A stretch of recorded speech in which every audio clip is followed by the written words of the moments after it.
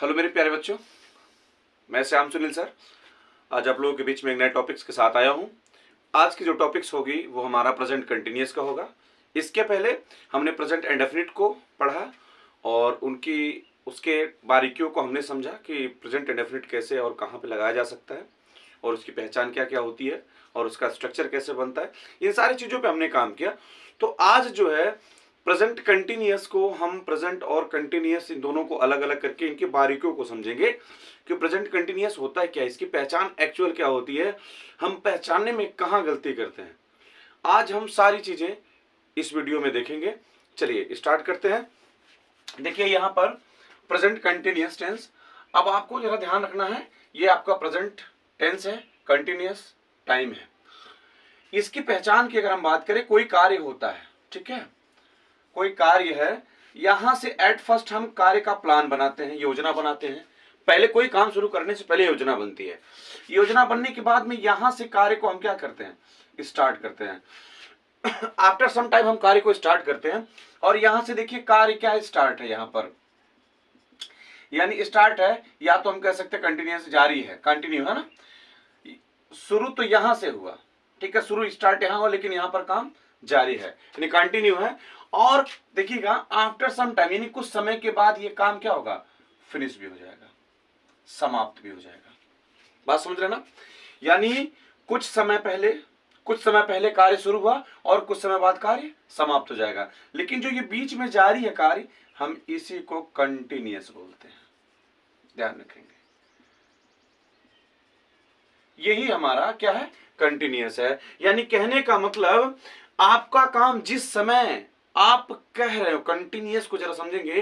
Continuous वो होता है कि जिस समय कोई चीज आप कह रहे हो, उस समय यदि काम चल रहा है तब तो वो क्या होगा, कंटिन्यूअस होगा। लेकिन अगर जिस समय आप कह रहे हैं उस समय काम नहीं चल रहा तो कंटिन्यूअस नहीं हो सकता। समझ रहे हैं ना।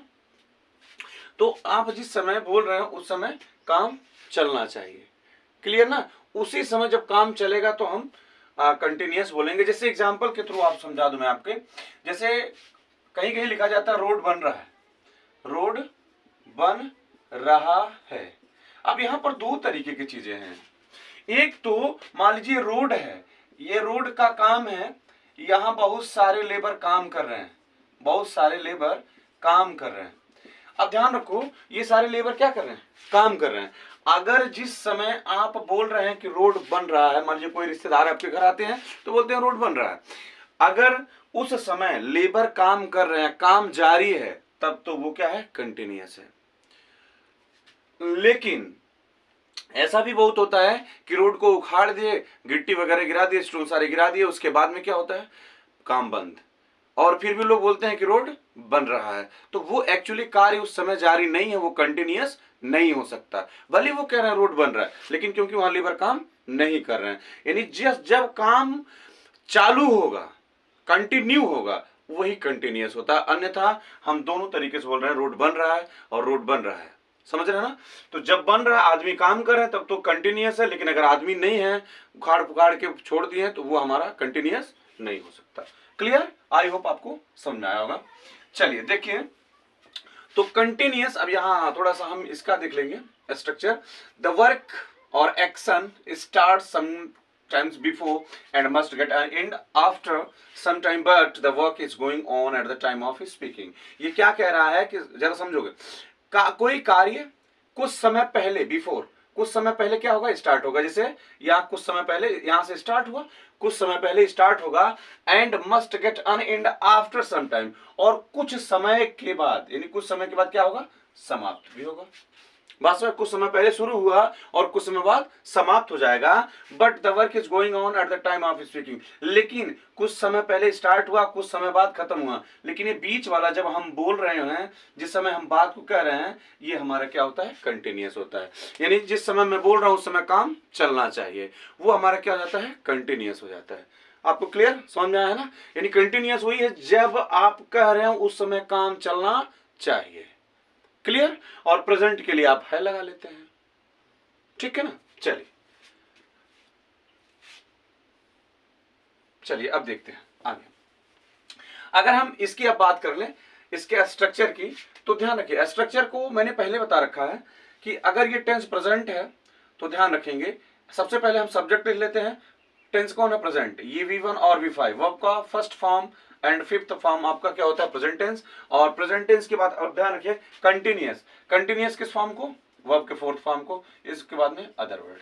अगर ये चीजें structure how to create structure आप देखेंगे, इसके पहले मैंने वीडियो बनाया है कि स्ट्रक्चर खुद से बनाइए, सारे स्ट्रक्चर खुद से बनाना सीखें, तो उसको आप देख लेंगे तो ये चीजें आपको क्लियर हो जाएंगे कैसे कैसे क्या होता है। तो देखिए सब्जेक्ट, प्रेजेंट टेंस और कंटिन्यूअस, ठीक है। प्रेजेंट कंटिन्यूअस है तो जब हम इसको सब्जेक्ट को तोड़ते हैं तो सब्जेक्ट इसके अकॉर्डिंग तोड़ते हैं।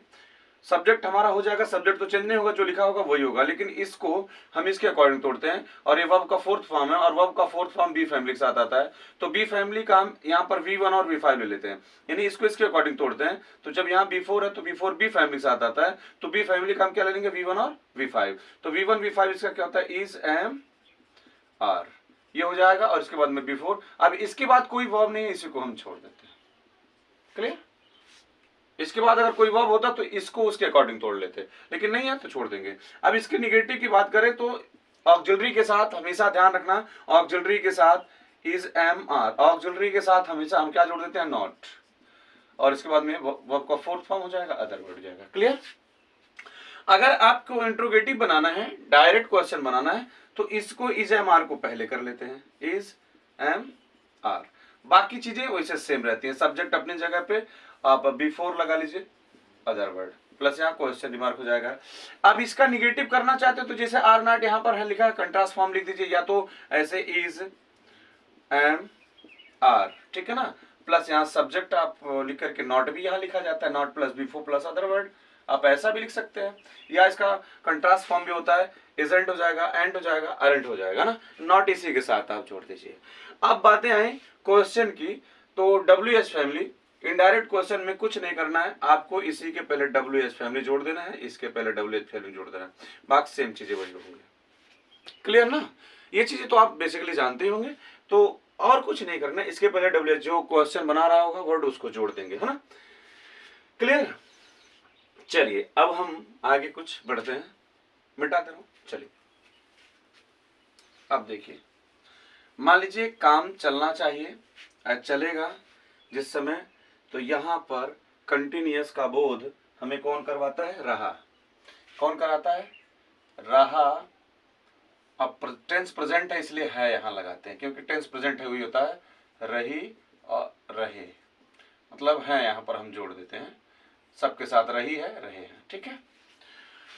तो जैसे आप देखिए, जैसे वह अपना कार्य पूरा कर रहा है। अब इसको अगर आप देखें तो इसमें बेसिकली तो सबसे पहले सब्जेक्ट लिखा जाता है, सब्जेक्ट ही होगा, इधर से आएंगे, प्रेजेंट टेंस है और ही सिंगुलर है, तो ही के साथ हम इज लगाते हैं, कर रहा, पूरा पूरा कर रहा, तो क्या हो जाएगा? कंप्लीटिंग, है ना। क्या? अपना कार्य, तो हिज वर्क, ठीक है, हिज वर्क। लेकिन अब इसमें आपको आगे मैं दिखा रहा हूं, रहा जो आपका कंटिन्यूअस और है जो ये प्रेजेंट टेंस। अब यहां पर देखिएगा, ही आपका सब्जेक्ट है, इज आपका टेंस प्रेजेंट बता रहा है, और ये क्या है? B4 बता रहा है, ये प्रेजेंट कंटिन्यूअस। क्लियर? चलिए देखिए, अब यहां पर एक रूल की हम बात करेंगे। रूल जैसे subject plus is am are, ये तो लगेगा, प्लस V4, यहाँ गोइंग कर दीजिए, going plus 2 plus V1 plus other word. फिर यहाँ दूसरा subject plus is am are plus going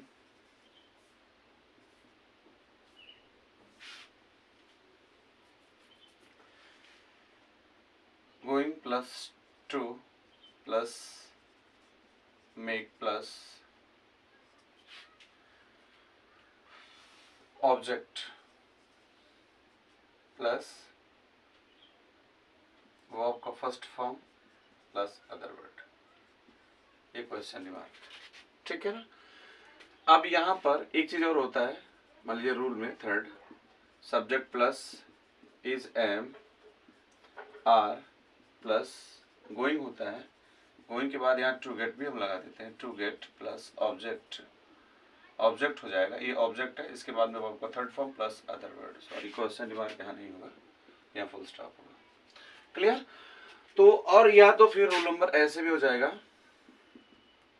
subject plus is am are plus making, making plus object plus आपका first form plus other word, ठीक है ना। फिर या तो रूल नंबर नेक्स्ट की अगर हम बात करेंगे, subject plus is am are plus यहाँ गेटिंग हो जाएगा, गेटिंग प्लस ऑब्जेक्ट होगा प्लस आपका third form plus other word, ये आप लिख लीजिएगा, ठीक है ना।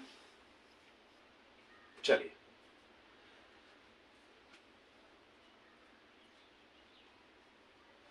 आप लिख लीजिए, एक मिनट।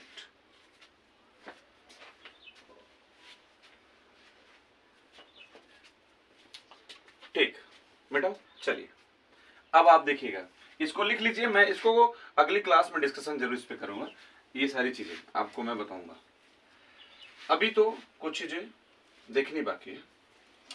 जैसे आप एग्जाम्पल में समझिएगा, मैंने कहा जैसे कौवा डाल पर बैठा है। अच्छा, कितने लोग इसमें कंफ्यूज हो जाते हैं, कौवा डाल पर बैठा है, वो समझ नहीं पाते, वो परफेक्ट के लिए चले जाते हैं, लेकिन आपको टाइम को समझना होता है। एक्चुअली आप हिंदी पढ़ रहे हैं तो टेंस तो आपको है प्रेजेंट हो गया, लेकिन टाइम को समझने की कोशिश करिए। टाइम क्या होता है, मैंने बताया ना कि टाइम वो है जिस समय बोल रहे हो उस समय वो काम चलना चाहिए। जैसे अभी कौवा डाल पर बैठा है, तो आप जिस समय बोल रहे हैं तो क्या वो कौवा वाकई डाल पर बैठा है, उसके बैठने का काम अभी जारी है कि खत्म हो गया? देखिए, कौवा डाल पर बैठा है यानी उसके बैठने का काम अभी भी चल रहा है। इसका मतलब जिस समय आप बोल रहे हैं उस समय काम चल रहा है, तो क्या हो जाएगा, कंटिन्यूअस हो जाएगा, यानी ये प्रेजेंट कंटिन्यूअस है। जैसे मैंने कहा मैं शर्ट पहना हूं, मैं शर्ट पहना हूं, अब बताइए शर्ट अभी भी मैं पहना हूं ना, जिसमें बोल रहा हूं उसमें पहना हूं, तो ये कंटिन्यूअस। जैसे मैंने कहा कि आप कुर्सी पर बैठे हैं, आप कुर्सी पर बैठे हैं, तो जिस समय मैं बोल रहा हूं उस समय आप बैठने का काम आपका जारी है, आप वो कंटिन्यूअस है। नदी के किनारे एक लड़का बैठा हुआ था, नदी के किनारे एक लड़का बैठा हुआ था, तो था ये पास्ट की बात चली गई। लेकिन अगर हम ये कह दें कि नदी के किनारे एक लड़का बैठा हुआ है, तो जिस समय मैं बोल रहा हूं उस समय उसका बैठने का काम जारी है, अर्थात वो भी क्या होगा, कंटिन्यूअस होगा। बात समझ पा रहे हैं ना। यहां देखो कौवा डाल पर बैठा है, तो हम इसको क्या बनाएंगे, the crow is sitting on the branch. समझ रहे ना, क्योंकि इसके बैठने का काम क्या है, अभी भी जारी है। यही चीज होता है कंटिन्यूअस। यहां रहा हमने नहीं लिखा है, लेकिन इससे मतलब नहीं है, रहा नहीं लिखा इसका मतलब ये नहीं कि कंटिन्यूअस नहीं, क्योंकि जिस समय आप बोल रहे हैं उस समय काम चलना चाहिए, जारी हो रहना चाहिए, वो हमारा हमेशा क्या होता है, कंटिन्यूअस होता है। बात समझ गया ना। चलिए इसको लिख लीजिए। अब अगर आपको इसी का निगेटिव बनाना होता है, जैसे मैंने बताया आपको अफर्मेटिव है, इसका निगेटिव बनाना है, तो कुछ नहीं, ऑक्सिलरी के साथ नॉट जोड़ दिए। जैसे द क्रो इज नॉट, ठीक है ना, सिटिंग ऑन द ब्रांच, ये हो जाएगा निगेटिव। इनडायरेक्ट क्वेश्चन बनाना है, इज को पहले कर दीजिए, यानी ऑक्सिलरी इधर उधर होगी और बाकी सेम हुई। द क्रो, नॉट को अभी हटा देते हैं, the crow is the crow हो गया ना। अगर इज द क्रो हमने इज को पहले ला दिया, बाकी यही बचेगा, तो क्या बचेगा, सीटिंग। मान लो ये पहले चला आया, तो बाकी इज द क्रो सीटिंग बचेगा ऑन द ब्रांच। ये आपका क्वेश्चन रिमार्क हो जाएगा। अब देखिए, अगर निगेटिव वाला करना है तो इसके साथ नॉट जोड़ दीजिए, या तो क्रो के बाद जहां पे है वहीं पे रहने दीजिए, इज को पहले कर लीजिए। तो जब इज को पहले करेंगे तो इज पहले आ जाएगा, फिर द क्रो, क्रो के बाद क्या बचा है, नॉट, नॉट बचा है ना, नॉट के बाद में सेम सीटिंग, यही सारी चीजें, sitting on the branch. Question remark हो गया। अगर यहाँ नॉट को इसके जगह इसके साथ जोड़ देंगे तब भी गलत नहीं होगा, एक जन अगर लिख देंगे तभी गलत नहीं है। अब देखिए, आप WH करना चाहते हैं तो इसके पहले WH को ही जोड़ दीजिए, है ना। अगर मैं यहां पर लिख दूं वेयर, क्या जोड़ दूं, तो वेयर, या इसका मतलब क्या था कि क्या कौवा डाल पर बैठा है, क्या कौवा डाल पर, क्योंकि इससे ऑक्सिलरी से क्या प्रश्न शुरू होता है, क्या कौवा डाल पर बैठा है, और इसका मतलब क्या कौवा डाल पर नहीं बैठा है। लेकिन अगर हम इसी के पहले वेयर जोड़ दें तो वेयर हमने जोड़ दिया, WH फैमिली, बाकी इसी को उतार देते हैं, is the crow sitting on the branch. ये क्वेश्चन अब हो जाएगा, कहां पर कौवा बैठा है, कौवा कहां पर बैठा है। और यहां अगर निगेटिव करना है तो या तो इज के साथ नॉट जोड़ दीजिए, या तो जहां क्रो के बाद नॉट था वही रहने दीजिए। बात समझ रहे ना। ये इस तरह से ये हमारा जो सेंटेंस है, अफर्मेटिव, नेगेटिव, इंट्रोगेटिव का जो है इनडायरेक्ट और इनडायरेक्ट क्वेश्चन हो जाता है WH का, ठीक है ना। इस तरह से इसका बनाते हैं, केवल ऑक्सिलरी वर्ब इधर से उधर हम करते हैं। ऑक्सिलरी पहले कर लेंगे तो क्या से प्रश्न बनाना शुरू कर देगा, और उसके पहले WH जोड़ देंगे तो WH क्वेश्चन बनाना शुरू कर देगा, है ना, इनडायरेक्ट क्वेश्चन। क्लियर, चलिए मिटा देता हूं आगे। अब देखिएगा, जैसे कि मैंने बताया कि हर जगह रहा नहीं लिखा होता है, ये नहीं कि इसका मतलब वो कंटिन्यूअस नहीं होता। जैसे अभी मैंने जस्ट एग्जांपल लिया कि कौवा डाल पर बैठा है, तो बैठा है आ गया था, यहाँ पर रहा नहीं था तब भी कंटिन्यूअस था। लेकिन एक बात और आपको जानना होगा कि हर जगह अगर रहा लिखा हुआ है तो हर जगह रहा लिखा हुआ कंटिन्यूअस भी नहीं हो सकता। अगर रहा लिखा गया है कंटिन्यूअस होता है, लेकिन हर जगह लिखा कंटिन्यूअस नहीं होता है। बात को समझ रहे ना। जैसे मैंने बैठा लिखा, रहा नहीं था, अगर तो रहा जब नहीं था तब भी कंटिन्यूअस था क्योंकि काम चल रहा था। लेकिन अगर कहीं रहा लिखा हो, कहीं कहीं रहा भी लिखा है, लेकिन वो कंटिन्यूअस नहीं हो सकता। एग्जाम्पल के थ्रू मैं आपको बता रहा हूं। एग्जाम्पल देखिए, जैसे मैंने कहा मैं तुमसे प्यार कर रहा हूं, मैं तुमसे प्यार कर रहा हूं। अब मुझे बताइए, यहां पर रहा हूं, ठीक है ना। अब देखिए, पृथ्वी सूर्य की चक्कर चक्कर लगा रही है, यहां पर भी रही है, यहां पर भी रही है। मैं गाना सुन रहा हूं, मैं गाना सुन रहा हूं। मैं उसे जान रहा हूं। देखिए, सब में कंटिन्यू रहा समय में लगा रहा हूं ना, लेकिन ये कंटिन्यूअस नहीं है। इसको कंटिन्यूअस में बनाएंगे तो सीधे ही गलत हो जाएगा, क्योंकि आप हमेशा आई लव यू लिखते हैं। अब ध्यान रखना, ये प्रेजेंट इंडेफिनिट में बनेगा। ये किस में बनेगा, क्योंकि ध्यान रखिएगा, लव जो है ना, लव का अगर बिफोर लविंग करेंगे तो लविंग का हो जाता है हिंदी प्यारा, प्यार करना नहीं, प्यारा हो जाएगा। इसलिए इसका कंटिन्यूअस फॉर्म नहीं बनता। आईएनजी लगाएंगे बदल जाएगा, ठीक है ना। और देखो, पृथ्वी सूर्य की चक्कर लगा रही, इसका मतलब ये सदा सत्य बात है, यूनिवर्सल ट्रूथ, वो भी प्रेजेंट इंडेफिनिट में ही बनता है। अब यहां पर देखिए, मैं गाना सुन रहा हूं। अगर आप यहां पर लिसनिंग लगाएंगे तब तो करेक्ट हो सकता है, लेकिन अगर हियर आपने हियरिंग लिख दिया, हियर मीन सुनना, लेकिन हियरिंग लिख दिया तो इसका मतलब होता है, हियरिंग मतलब सुनवाई करना, सुनवाई करना, ये हो जाता है। हियरिंग का मतलब क्या होता है, सुनवाई करना, जो जज केस की सुनवाई करता है। फिर वहां सुन रहा नहीं होगा। हाँ, अगर आपने ऐसा लिखा कि आम listening music, sorry song, the song, a song, तो ये आपका करेक्ट हो सकता है, लेकिन हियरिंग नहीं हो सकता, क्योंकि हियर में आईएनजी लगाएंगे तो सुनवाई करना हो जाता है। हाँ, अगर इसको हियर लगाना चाहते हैं तो हियर के लिए आपको क्या हो जाएगा, आपको लिखना पड़ेगा आई हियर ए सॉन्ग, ये चीज आई हियर ए सॉन्ग, यानी हियर लगाएंगे तो प्रेजेंट इंडेफिनिट में ही ये बनेगा। क्लियर?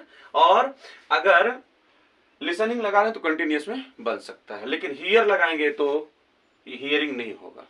यहां पर मैं उसे जान रहा हूं, मैं उसे जान रहा हूं। अब यहां पर देखिए आई आम, अगर नोइंग लिखेंगे, नोइंग, तब तो ये गलत हो जाएगा, ये गलत हो जाएगा। इसको क्या होता है, आप लिखते भी हैं, आप आम नोइंग हिम, ये गलत हो जाएगा। बात समझ रहे ना, ये गलत हो जाएगा। ये बनेगा किसमें, प्रेजेंट इंडेफिनिट में ही, आई नो हिम। अब इसका हिंदी मैं उसे जान रहा हूं भी हो सकता है, मैं उसे जानता भी हो सकता है। बात समझ रहे हैं, मैं उसे जान रहा हूं या मैं उसे जानता हूं, ये दोनों हो जाएगा। समझ पा रहे हैं ना? तो इस तरह से बहुत सारे हैं कि बहुत सारे वर्ड हैं जिसमें आईएनजी लगाने से क्या होता है, वो गलत हो जाता है, उसका अर्थ बदल जाता है। चलिए आज इतना ही होगा। नेक्स्ट हम जो हमारा क्लास होगा उस पे हम इन सारी चीजों को डिस्कस करेंगे। इसके पहले जो हमने एक रूल्स हमने लिखा है, रूल्स पे भी हम अगले वाले वीडियो में बात करेंगे, क्योंकि वो सारी चीजें किस तरह से कहाँ पे हम अप्लाई करेंगे, किस तरह से अप्लाई करेंगे, उसका क्या अर्थ होगा, उसकी पहचान कैसे की जाएगी, सेंटेंस का स्ट्रक्चर मतलब कैसा होगा, वो सारी चीजें हम डिस्कस उसमें करेंगे। और कुछ वर्ड्स को भी डिस्कस करेंगे कि क्या किस वर्ड में आईएनजी लगाने से उसका अर्थ बदलता है। केवल हम उसको प्रेजेंट इंडेफिनिट में ही बनाते हैं, भले रहा लिखा रहेगा लेकिन उसका प्रेजेंट कंटिन्यूअस में नहीं बनाते हैं, उसको प्रेजेंट इंडेफिनिट में ही बनाते हैं। ठीक है, आप मुझे बताइएगा कमेंट करके कि आज का वीडियो कैसा लगा, ये आप हमको जरूर बताएंगे। और चैनल को सब्सक्राइब, शेयर और लाइक करते रहिए, ताकि उन बच्चों को भी मिलता रहे जिनको इनकी जरूरत है। और आप लोगों का प्यार तो हमें मिल ही रहा है, इसके लिए बहुत बहुत आभार आप सभी को, हमारे प्यारे बच्चों, आप लोगों का बहुत बहुत आभार, दिल से आभार। चलिए तो आज इतना, फिर हम नेक्स्ट टॉपिक में मिलेंगे। धन्यवाद।